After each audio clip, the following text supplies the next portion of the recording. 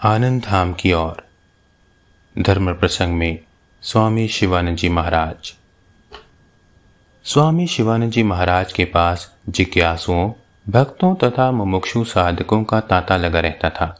कोई संसार ताप से तप्त हो अपनी ज्वाला को शीतल करने आता, कोई देश प्रेम और जनसेवा की भावना लिए तत्संबंधी समस्याओं का समाधान कराने आता, तो कोई आध्यात्मिक पद की कठिनाइयों में उलझकर साधन, भजन, कर्म एवं उपासना संबंधी रहस्यों के आलोक में उन्हें सुलझाने आता। और वे आत्ममगन महापुरुष इतनी आत्मीयता के साथ उन सब समस्याओं का समाधान कर देते कि उन लोगों के मन का भार तत्क्षण हल्का हो जाता और उन्हें अपने जीवन मार्ग में नया प्रकाश दिखाई देने लगता। पिछले इस प्रसंग में हमने सुना कि कैसे एक जिज्ञासु युवक भक्त ने स्वामी शिवानंद जी के पास अपने अध्यात्म संबंधी प्रश्न रखे और स्वामी शिवानंद जी ने उसके उत्तर दिए। आइए अब हम इस वार्तालाप को आगे सुनते हैं। अध्याय 1, पृष्ठ संख्या 3, बेलूर मठ, अक्टूबर 1918। भक्त: ध्यान किस तरह करूं महाराज? ध्यान करने की चेष्टा करता हूं, किंतु ध्यान क्या है सो भी अच्छी तरह नहीं जानता और ध्यान हो भी नहीं पाता। महापुरुष जी: पहले पहल ध्यान लगाना कठिन होता है। उनकी कृपा से उनका नाम लेते लेते, प्रार्थना करते करते जब उनके ऊपर प्रेम उत्पन्न होगा तब ध्यान अनायास ही लग जाएगा। पहले पहल ध्यान करने की चेष्टा ना करके चिर पवित्र, काम कांचन वर्जित, शुद्धम अपाप विद्धम, परम कारुणिक, युगाचार्य जगत गुरु उन श्री रामकृष्ण की श्रीमूर्ति के सामने बैठकर खूब व्याकुल भाव से बालक के समान रो रो कर प्रार्थना करना। कहना, प्रभु तुमने जगत के उद्धार के लिए नर देह धारण की है तथा समस्त जीवों के लिए तुमने कितना कष्ट सहा है।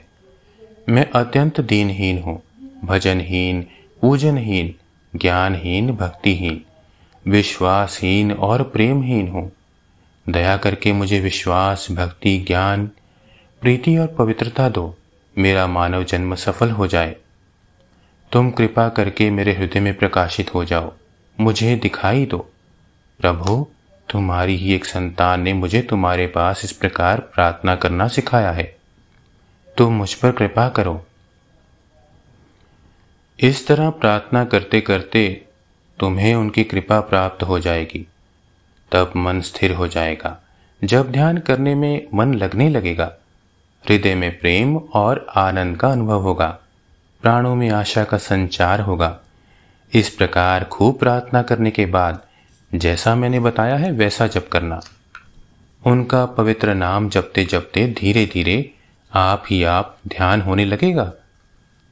जप के साथ साथ खूब एकाग्र भाव से ऐसा सोचना कि वे अत्यंत स्नेहमयी दृष्टि से तुम्हारी ओर देख रहे हैं। वही भावना जब समान रूप से दीर्घ काल तक बनी रहती है तो उसी को ध्यान कहते हैं। तुम उनका नाम जपते जपते प्रार्थना करना, प्रभु ऐसा कर दो जिससे मुझे ध्यान लगे। वे वैसा ही कर देंगे। निश्चय जानो, वे ही सबके हृदय में गुरु, पथ प्रदर्शक, प्रभु, पिता, माता और सखा हैं। किसी भी प्रकार के प्रेम का भाव लेकर उनकी श्रीमूर्ति की भावना या उनके गुणों का चिंतन करना ही ध्यान है। अभी इसी भाव से करते जाओ। बाद में प्रयोजनानुसार वे खुद ही अंदर से ज्ञात करा देंगे कि किस प्रकार ध्यान करना होगा। खूब व्याकुल होकर पुकारो, खूब रो। रोते रोते चित्त के सभी मालिन्य दूर हो जाएंगे और वे कृपा करके अपना स्वरूप प्रकाशित करेंगे। यह सब एक दिन में या एकदम नहीं होता। करते जाओ, पुकारते जाओ, अवश्य ही उनका सहारा पाओगे, आनंद पाओगे। ओम श्री राम कृष्णार्पणमस्तु।